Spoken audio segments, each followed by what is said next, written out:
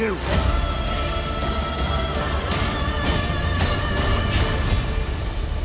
You should be.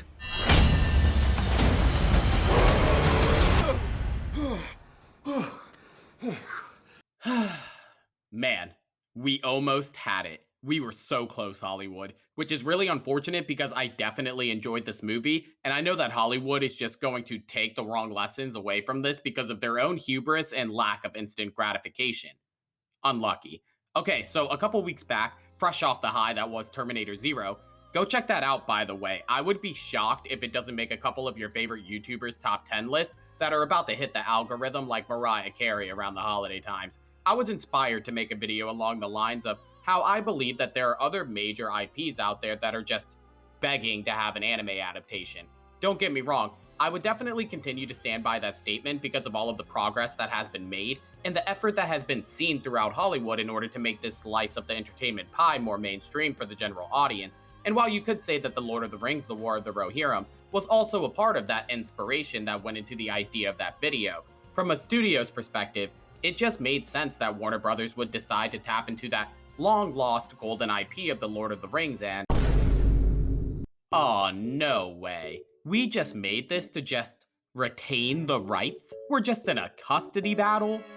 Alright, never mind. I actually did not know that, and I don't know why I let myself think that this was maybe a passion project or a genuinely sincere, fresh, and new idea to come out of Hollywood.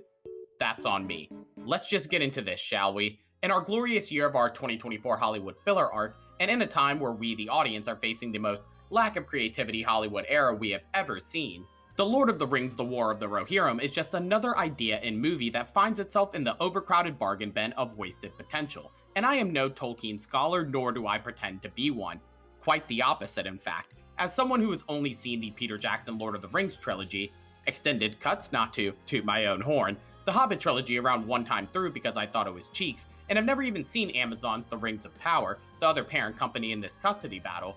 For one of the few times in my audience viewing experience, I genuinely get to watch and digest this movie through the eyes of a normie.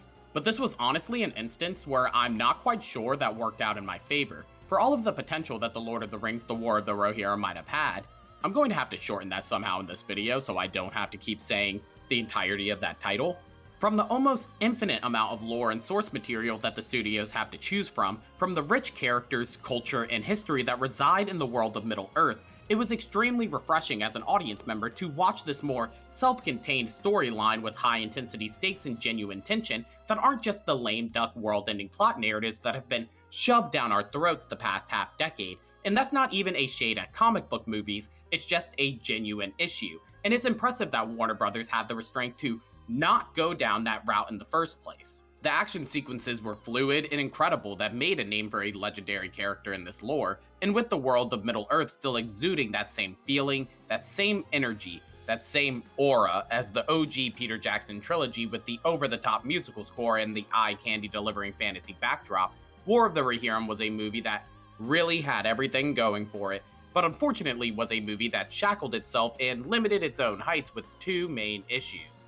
One, having other characters' storylines, motivations, depth, and character relationships more interesting, engaging, and immersive than your main protagonist. And two, noticeable frame drops, which obviously is a major issue in your animated movie to a target demographic that still might be on the fence when it comes to this medium. And with those two main issues almost overwhelmingly staring you in the face by the time you hit the parking lot after this almost 2.5-hour movie commitment, even when looking past the other nitpicks that you can just make with the majority of pieces of entertainment that we consume nowadays, it feels like that I am more having to convince myself to look past these two elements in order for me to get the full enjoyment of this Lord of the Rings anime.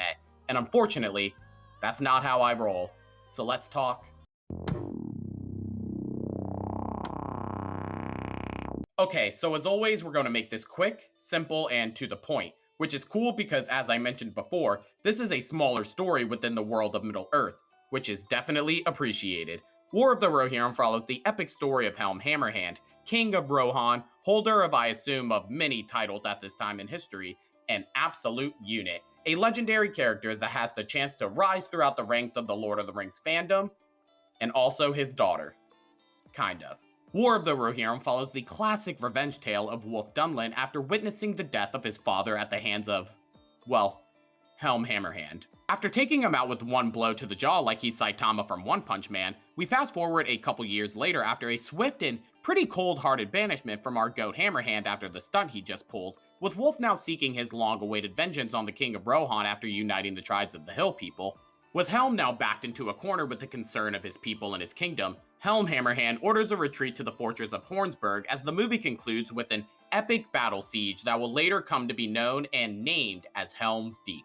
You know what's funny? So after writing that, I went to go check the plot synopsis that The Lord of the Rings, The War of the Rohirrim had written for itself to really see how much I differ in what I just watched. And to my shock, I legitimately could have just copy-pasted. And that really solidifies for me the core issue of the movie in itself, with Hera being the most unnecessary character that I may have seen in a movie for the entirety of our 2024 Hollywood filler arc, and is a character that honestly brings down the potential of the majority of the other characters in this movie and what they could have had to build. Wolf being a prime example of having an unimpactful and seemingly tacked on backstory involving Hera's character, stemming all the way back to their childhood of Wolf's cringy and sometimes boundary pushing lust, when the simple revenge arc that is old as time itself was fine enough, and honestly more relatable and in tune with the character, his traits, and mannerisms. And that's just one example of the character writing that takes an absolute nosedive and becomes more and more intolerable as the movie goes along. Listen, there is absolutely no doubt at this point that you have seen the rise in popularity the medium of anime has seen over here in the West post-COVID, from the beautifully animated, high-octane, and action-packed new-gen animes like Demon Slayer, Jujutsu Kaisen, or My Hero Academia, to the old classics that stand the test of time here to confidently usher in a new age like Naruto, Bleach, or the Dragon Ball universe. And then you just have One Piece and Attack on Titan that are just up there in the heavens of their own universe looking down on every other anime like Kami. I still have never seen One Piece. And with theatrical releases over here in the West of your new favorite new gen anime becoming more and more of the norm due to that rise in popularity, it just makes sense that studios are finally starting to take notice over the years. From some actual successfully creative choices like Netflix's live-action anime adaptation of One Piece to creatively bankrupt choices like Warner Bros.' Suicide Squad isekai. Please stop pushing that IP. Lord of the Rings, The War of the Rohirrim just finds itself in that same pot of the ever-growing risk and ideas that Hollywood now finds themselves having to throw on the wall and just see what sticks. And while there were definitely elements of The War of Rohirrim that I did enjoy, and aspects of the movie that could and should be taken away from this experience, again, due to Hollywood's own hubris and the fact that their heads are shoved so far up their own asses that they've seemingly become comatose on their own supply, I'm afraid that Hollywood will take away the wrong lessons in another case of their own wasted potential. So in our 2024 Hollywood filler arc, The Lord of the Rings, The War of the Rohirrim is an A for effort kind of movie, and a movie that might end up becoming a guilty pleasure for me personally down the line due to the epic and memorable story of Helm Hammerhand. I just can't imagine that that will be the case for the majority of the normies, and I guess we'll just have to see about the fandom.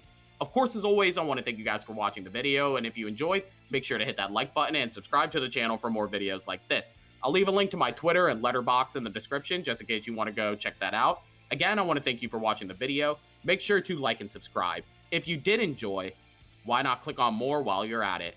Otherwise, that's all the words I got for you today. Bye.